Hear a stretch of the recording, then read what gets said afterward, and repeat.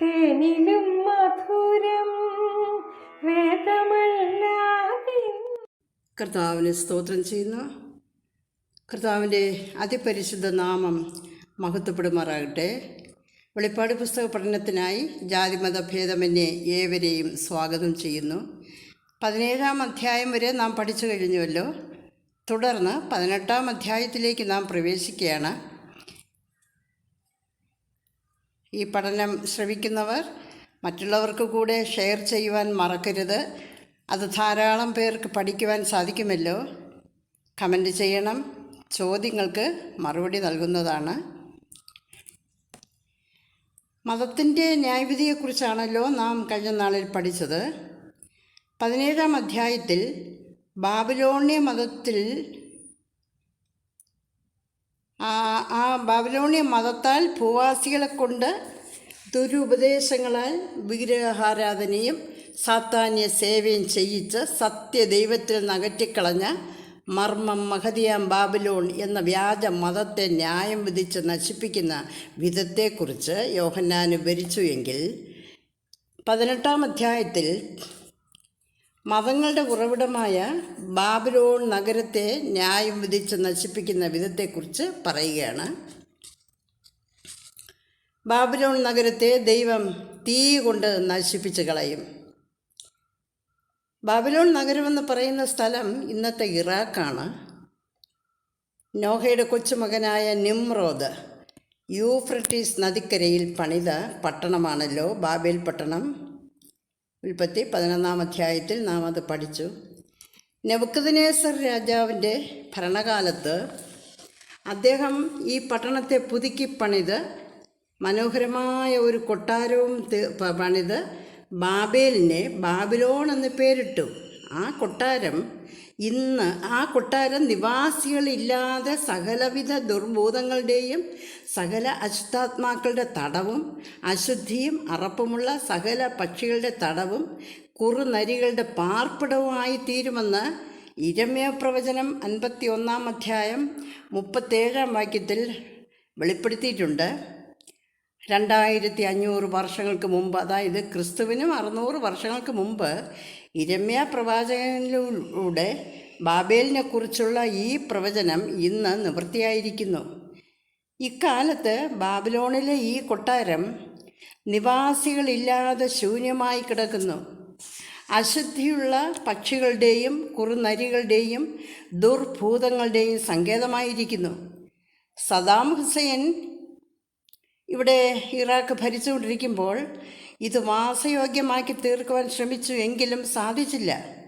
ഇവിടെയുള്ള യൂഫ്രട്ടീസ് നദീ തീരത്താണ് പാപം ചെയ്ത 4 ദൂതന്മാരെയും അവരുടെ സംഘത്തെയും ബന്ധിച്ചിട്ടിരിക്കുന്നതായി വെളിപ്പാട് 9-ാം അധ്യായം 14-ൽ പറഞ്ഞിരിക്കുന്നത്. ഇന്ന് ഇറാഖ് സാമ്പത്തികമായും വാണിജ്യപരമായും വളർന്നിരിക്കുന്നു. ഭൂമിയിലെ രാജാക്കന്മാർ അവളുടെ പുളപ്പിൻ്റെ ആധിക്യത്താൽ സമ്പന്നരായിരിക്കുന്നു എന്ന് വെളിപ്പാട് 18-ന്റെ 3-ാം വാക്യത്തിൽ പറയുന്നു. വേറൊരു ശബ്ദം സ്വർഗത്തിൽ നിന്നും കേട്ടത്, എൻ്റെ ജനമായുള്ളവരെ, അവളുടെ പാപങ്ങളിൽ കൂട്ടാളികളാകാതെയും അവളുടെ ബാധകളിൽ ഓഹരിക്കാരാകാതെയും ഇരിക്കേണ്ടതിന് അവളെ വിട്ടുപോരുവീൻ. 18-ന്റെ 4. ബാബിലോണിലെ വിഗ്രഹാരാധനയായ സാത്താന്യ ആരാധന എന്ന പാപത്തിൽ നിന്ന് വിട്ടുപോരുവാൻ ദൈവം തൻ്റെ ജനമായ ഇസ്രായേലിനോട് കൽപ്പിക്കുകയാണ്. യിരെമ്യാവ് 50-ാം അധ്യായം 23 മുതൽ 33 വരെ ബാബേലിനെക്കുറിച്ച് പ്രകാരം പറഞ്ഞിരിക്കുന്നു. നിന്റെ നാൾ വന്നിരിക്കുന്നു, നിന്നെ സന്ദർശിക്കുവാനുള്ള കാലം വന്നിരിക്കുന്നു. ഞാൻ അവൻ്റെ പട്ടണങ്ങൾക്ക് തീ വയ്ക്കും. ദൈവം ഒരു നിമിഷം കൊണ്ട് ബാബിലോണിനെ ന്യായം വിധിച്ച് അഗ്നിക്കിരയാക്കും. മരണവും ദുഃഖവും ക്ഷാമവും നിലവിളിയും ഒരു ദിവസത്തിൽ തന്നെ സംഭവിച്ച് അവളെ തീയിലിട്ട് ചുട്ടുകളയും. ബാബിലോൺ വ്യാപാര കേന്ദ്രങ്ങളിൽ വ്യാപാരം ചെയ്തവർ അവളുടെ ദഹനത്തിൻ്റെ പുക കണ്ടിട്ട് മാറത്തടിച്ചുകൊണ്ട്, അയ്യോ അയ്യോ മഹാനഗരമായ ബാബിലോണെ, ബലമേറിയ പട്ടണമേ, ഒറ്റ മണിക്കൂർ കൊണ്ട് നിന്റെ ന്യായവിധി വന്നുവല്ലോ എന്ന് പറഞ്ഞ് നിലവിളിക്കും. അവളുടെ വാണിജ്യ സമ്പത്തായ പൊന്ന്, വെള്ളി, രത്നം, മുത്ത്, നേരിയ തുണി, ധൂമ്രവസ്ത്രം, പട്ട്, കടുംചുവപ്പ്, ചന്ദനത്തരങ്ങൾ, ആനക്കൊമ്പ് കൊണ്ടുള്ള സാധനങ്ങൾ, ലവംഗം, ഏലം, ധൂപവർഗം, മോര്, കുന്തിരിക്കം, വീഞ്ഞ്, എണ്ണ, നേരിയ മാവ്, കോതമ്പ്, കന്നുകാലി, കുതിര, ആട്, രഥം, മാനുഷ്യദേഹം, മാനുഷപ്രാണൻ, രക്തം എന്നീ ചരക്കുകൾ ഇനി ആർക്കും വാങ്ങുവാൻ കഴിയാത്തതിനാൽ അവളെ ചൊല്ലി കരയും. അയ്യോ അയ്യോ മഹാനഗരമേ, ഇത്ര വലിയ സമ്പത്ത് ഒറ്റ മണിക്കൂർ കൊണ്ട് നശിച്ചു പോയല്ലോ എന്ന് പറഞ്ഞ് മാറത്തടിച്ച് കരയും. 18-ാം അധ്യായം 10 മുതൽ 16 വരെ. ഇത് കണ്ടിട്ട് സ്വർഗത്തിലെ ദൈവജനവും സ്വർഗവാസികളും ഏറ്റവും സന്തോഷിക്കുകയാണ്. അത്രയ്ക്കാണ് ഇസ്രായേലിനെ ഇവർ പീഡിപ്പിച്ചതും ദൈവത്തിൽ നിന്ന് അകറ്റുവാൻ ശ്രമിച്ചതും പലരെയും കൊന്നുകളഞ്ഞതും. ബാബിലോണിനെ ദൈവം അഗ്നിക്കിരയാക്കിയത് കണ്ടിട്ട് തട്ടാന്മാരൊക്കെയും വിഗ്രഹ നിമിത്തം ലജ്ജിച്ചു പോകും. യിരെമ്യാ 51-ാം അധ്യായം 17-ാം വാക്യം. യാതൊരു ശില്പിയും ഇനി നിന്നിൽ ഉണ്ടാവുകയില്ല, അവരുടെ സ്വരം ഇനി നിന്നിൽ കേൾക്കയില്ല. പ്രവാചകന്മാരുടെയും വിശുദ്ധന്മാരുടെയും രക്തം അവളല്ലോ കണ്ടത് എന്ന് വിളിച്ചു പറഞ്ഞുകൊണ്ട് അവളുടെ നാശത്തിൽ സ്വർഗം സന്തോഷിച്ചു. ഇപ്രകാരം മതങ്ങളുടെ ഉറവിടമായ ബാബിലോണിൻ്റെ ന്യായവിധിയും കഴിഞ്ഞു. ഇനി മൃഗത്തിൻ്റെ ന്യായവിധി നടത്തുവാൻ സ്വർഗം ഒരുങ്ങുകയാണ്. അതിനു മുമ്പായി സ്വർഗത്തിൽ ഒരു മഹാസംഭവം നടക്കാൻ പോവുകയാണ്. 19-ാം അധ്യായം. ആ മഹാസംഭവം ഒരു കുഞ്ഞാടിൻ്റെ കല്യാണമാണ് നടക്കുവാൻ പോകുന്നത്. 4-ാം അധ്യായത്തിൽ സഭ മധ്യാകാശത്തേക്ക് എടുക്കപ്പെട്ട ശേഷം ഭൂമിയെ ന്യായം വിധിക്കുവാൻ മുദ്രയിടപ്പെട്ട പുസ്തകവുമായി പിതാവായ ദൈവം സ്വർഗത്തിൽ ഒരുക്കിയ സിംഹാസനത്തിൽ ഇരിക്കുന്ന സമയം മുതൽ സ്വർഗവാസികൾ ആരാധന തുടങ്ങിയതാണ്. മുദ്രയിടപ്പെട്ട പുസ്തകം പിതാവിൽ നിന്ന് കുഞ്ഞാട് വാങ്ങുമ്പോഴും ആരാധന കൂടിക്കൂടി വന്നു. മുദ്രകൾ ഓരോന്നും കുഞ്ഞാട് പൊട്ടിച്ച് ഭൂമിയിൽ ന്യായവിധി നടന്നുകൊണ്ടിരിക്കുമ്പോഴും ആരാധന ഉയർന്നുകൊണ്ടേയിരുന്നു. 18-ാം അധ്യായത്തോടുകൂടി ദൈവക്രോധം മുഴുവനും ചൊരിയപ്പെട്ടപ്പോൾ സ്വർഗവാസികൾ വിജയഭേരി മുഴക്കിക്കൊണ്ട് ആരാധിച്ച് ആർപ്പിടുകയാണ്. ഹല്ലേലൂയ! രക്ഷയും മഹത്വവും പുകഴ്ചയും ശക്തിയും യഹോവയ്ക്കുള്ളത്. ഭൂമിയെ വഷളാക്കിയ മഹാവേശ്യയ്ക്ക് ശിക്ഷ വിധിച്ച് തൻ്റെ ദാസന്മാരുടെ രക്തം അവളോട് ചോദിച്ച് പ്രതികാരം ചെയ്തതുകൊണ്ട് അവൻ്റെ ന്യായവിധികൾ സത്യവും നീതിയുമുള്ളത് എന്ന് പറഞ്ഞുകൊണ്ട് അവനെ നമസ്കരിച്ചു. ഇപ്രകാരം സ്വർഗത്തിൽ വിജയഭേരി മുഴക്കി ദൈവത്തെ മഹത്വപ്പെടുത്തിക്കൊണ്ടിരിക്കുമ്പോൾ ദൈവസന്നിധിയിൽ നിന്ന് ഒരു മഹാശബ്ദം ഉണ്ടാകുകയാണ്. 19-5. നമ്മുടെ ദൈവത്തിൻ്റെ സകല ഭക്തന്മാരുമായുള്ളവരെ അവനെ വാഴ്ത്തുവീൻ എന്ന് സ്വർഗസിംഹാസനത്തിലിരിക്കുന്നവൻ വിളിച്ചു പറയുകയാണ്. കാരണം മൃഗത്തിൻ്റെ ന്യായവിധി നടത്തുന്നതിന് മുമ്പായി സ്വർഗത്തിലൊരു മഹാസംഭവം നടക്കാൻ പോവുകയാണ്. അതുകൊണ്ട് അവനെ, അതായത് ക്രിസ്തുവിനെ വാഴ്ത്തുക എന്ന് പിതാവായി ദൈവം വിളിച്ചു പറയുകയാണ്.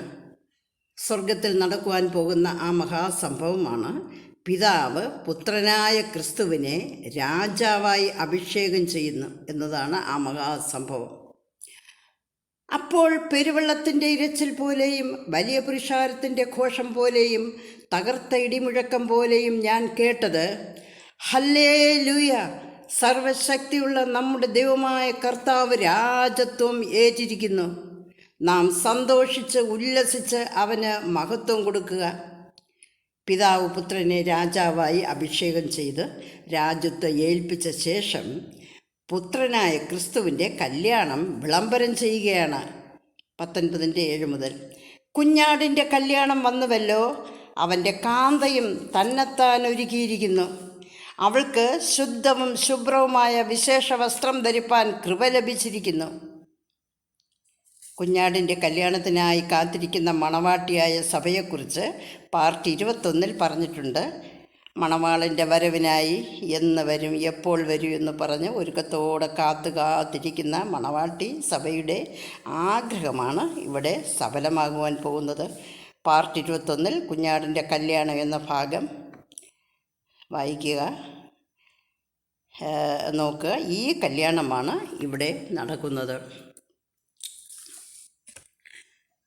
സഭാകാലം തീർന്ന ഉടൻ മഹോപദ്രവകാലം തുടങ്ങുന്നതിന് മുമ്പ് കാന്തയാം സഭ മധ്യാകാശത്തേക്ക് മാറ്റപ്പെടുകയും ക്രിസ്തുവിൻ്റെ ന്യായാസന മുമ്പിൽ വെച്ച് അവളുടെ നീതി പ്രവൃത്തികൾക്കൊത്തവണ്ണം പ്രതിഫലങ്ങൾ അവൾ സ്വീകരിച്ച ശേഷം തൻ്റെ രാജാവിന് ആരാധനയും മഹത്വവും കൊടുത്തുകൊണ്ട് അവൾ ഒരുങ്ങി നിൽക്കുകയാണ്. യഹൂദിനെ പീഡിപ്പിക്കുന്ന മൃഗത്തിൻ്റെ ന്യായവിധിക്ക് മുമ്പ് കല്യാണത്തിന് വേണ്ടിയുള്ള ഒരുക്കങ്ങൾ പൂർത്തിയാവുകയാണ്. അത് വിളംബരം ചെയ്യപ്പെട്ട് കഴിഞ്ഞു. കുഞ്ഞാടിൻ്റെ കല്യാണം വന്നുവല്ലോ. അവൻ്റെ കാന്തയും തന്നെത്താൻ ഒരുക്കിയിരിക്കുന്നു. അവൾക്ക് ശുദ്ധവും ശുഭ്രവുമായ വിശേഷ വസ്ത്രം ധരിപ്പാൻ കൃപ ലഭിച്ചിരിക്കുന്നു. ഇങ്ങനെ ആ കല്യാണം വിളംബരം ചെയ്യപ്പെട്ട് കഴിഞ്ഞു. ശുദ്ധവും ശുഭ്രമായ വിശേഷ വസ്ത്രം എന്ന കല്യാണ വസ്ത്രവും അവൾ ധരിച്ചു കഴിഞ്ഞു. അവളെ ചിത്രത്തയ്യലുള്ള വിശേഷ വസ്ത്രം ധരിപ്പിച്ച് തേജസ് കൊണ്ട് അണിയിച്ചൊരുക്കി രാജസന്നിധിയിൽ കൊണ്ടുവരും. അവളുടെ തോഴുമാരെയും കൊണ്ടുവരും. സങ്കീർത്തനം 45:13. ഉടനെ സ്വർഗവാസികൾ സന്തോഷത്തോടും ആർപ്പോടും കൂടെ ഹല്ലേലൂയ ഘോഷസ്വരം മുഴക്കുകയും കല്യാണത്തിന് തയ്യാറായി നിൽക്കുകയും ചെയ്യുന്നു. കർത്താവ് ന്യായാസനത്തിന് മുമ്പിൽ വെച്ച് തൻ്റെ കാന്തയാം സഭയ്ക്ക് തക്കതായ പ്രതിഫലങ്ങൾ നൽകി ഒരുക്കി നിർത്തി. 1 കൊരിന്ത്യർ 15:4. സൂര്യൻ്റെ തേജസ് വേറെ, ചന്ദ്രൻ്റെ തേജസ് വേറെ, നക്ഷത്രങ്ങളുടെ തേജസ് വേറെ. നക്ഷത്രവും തമ്മിൽ തേജസ് കൊണ്ട് വ്യത്യാസമുണ്ടല്ലോ. ബുദ്ധിമാന്മാർ ആകാശത്തിലെ പ്രഭ പോലെയും പലരെയും നീതിയിലേക്ക് തിരിച്ചവർ നക്ഷത്രങ്ങളെപ്പോലെയും പ്രകാശിക്കും. ദാനിയേൽ 12:2. ഇപ്രകാരം ഒരുക്കപ്പെട്ട സഭയാം കാന്തയെ പിതാവിൻ്റെ ഭവനത്തിൽ രാജസന്നിധിയിൽ കൊണ്ടുവന്ന് നിർത്തുകയാണ്. അപ്പോൾ അവിടെയുള്ള രാജകീയ പ്രൗഢിയും സ്വർഗീയ മഹിമയും കണ്ടിട്ട് അവൾ അത്ഭുതത്തോടെ നോക്കി സ്തംഭിച്ചു നിന്നുപോയി. ശലോമോൻ്റെ കൊട്ടാരത്തെക്കുറിച്ച് ശേബാരാജ്ഞിക്ക് കേട്ടറിവ് മാത്രമേ ഉണ്ടായിരുന്നുള്ളൂ. അവൾ കൊട്ടാരം ചെന്ന് കണ്ടപ്പോൾ അവൾ കേട്ടറിഞ്ഞതിലും ഭയങ്കരമായ കാഴ്ചകളും ഭൃത്യന്മാരുടെ നിൽപ്പും സ്വീകരണങ്ങളും പ്രൗഢഗാംഭീര്യമായ മനോഹരമായ കാഴ്ചകളും കണ്ടിട്ട് അവൾ അമ്പരന്ന് നിന്നുപോയി. അതുപോലെ ഇപ്പോൾ മണവാട്ടിയുടെ മനസ്സ് ശേബാരാജ്ഞിയുടെ മനസ്സുപോലെ അമ്പരന്ന് നിന്നുപോയി. അവളുടെ പ്രാണനാഥൻ്റെ വാസസ്ഥലവും അവൾക്ക് വേണ്ടി ഒരുക്കിയിരിക്കുന്ന സ്വർഗഭവനത്തെക്കുറിച്ചും ഒരു കേട്ടറിവ് മാത്രമേ ഭൂമിയിൽ വെച്ച് അവൾക്കുണ്ടായിരുന്നുള്ളൂ. അതൊന്ന് കാണുവാൻ ആഗ്രഹിച്ച് അവിടേക്ക് പ്രവേശിച്ചപ്പോൾ ഭൂമിയിൽ വച്ച് അവൾ കേട്ടറിഞ്ഞതിലും ഭയങ്കരമായിരുന്നു ആ കാഴ്ച. ഞാൻ നിങ്ങൾക്കായി ഒരുക്കിയിരിക്കുന്നത് ഒരു കണ്ണ് കണ്ടിട്ടില്ല, ഒരു ചെവി കേട്ടിട്ടില്ല, ആരുടെയും ഹൃദയത്തിൽ തോന്നിയിട്ടുമില്ല എന്ന് കർത്താവ് ഭൂമിയിൽ വെച്ച് പറഞ്ഞ വാക്കുകളെ അവൾ ഓർത്തുകൊണ്ട് അത്ഭുതത്തോടെ നിൽക്കുമ്പോൾ സ്വർഗസ്ഥനായ പിതാവ് അവളോട് കൽപ്പിക്കുകയാണ്, അല്ലയോ കുമാരി, കേൾക്കുക, നോക്കുക, ചെവി ചായ്ക്കുക. നിന്റെ സ്വന്തം ജനത്തെയും നിന്റെ പിതൃഭവനത്തെയും മറക്കുക. അപ്പോൾ രാജാവ് നിന്റെ സൗന്ദര്യത്തെ ആഗ്രഹിക്കും. അവൻ നിന്റെ നാഥനല്ലോ, അവനെ നമസ്കരിച്ചു കൊള്ളുക. സങ്കീർത്തനം 45:10-11. ഉടനെ സഭ സകലവും മറന്ന് ആത്മനാഥനായ കർത്താവിൻ്റെ പാദത്തിൽ സാഷ്ടാംഗം വീണ് നമസ്കരിക്കുന്നു. ഇതാണ് സഭയാം കാന്തയും കാന്തനാം കുഞ്ഞാടും തമ്മിലുള്ള വിവാഹം. ഇനി വിവാഹശേഷം എന്താണെന്നുള്ളത് അടുത്ത ക്ലാസ്സിൽ നമുക്ക് പഠിക്കാം. കർത്താവിന് സ്തോത്രം. ലക്ഷങ്ങളിൽ ഉത്തമനം എൻ്റെ പ്രിയ മണവാളൻ, ലക്ഷണങ്ങൾ തികഞ്ഞുള്ള തൻ്റെ പ്രിയെ കാണാനായി മോക്ഷമാർഗ വാഹനത്തിൽ കോടി ദൂതസേനയുമായി ഇക്ഷണത്തിൽ വരുന്നീത തുള്ളിച്ചാടി മാനിനെപ്പോൾ.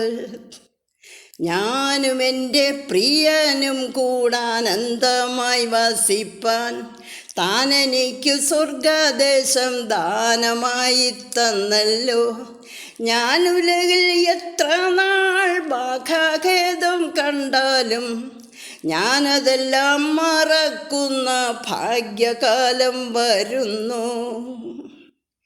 മുമ്പു തൻ്റെ വരവിനാൽ ലോകത്തെ താൻ രക്ഷിച്ചു.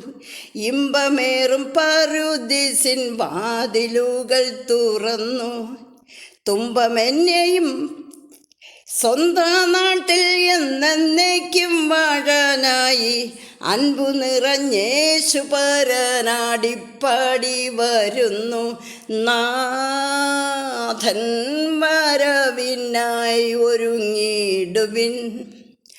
അന്ത്യനാളിൽ വാനിൽ വരും യേശുനാഥൻ വരവിനായി ഒരുങ്ങിടുവിൻ. ആമേൻ. Praise Lord.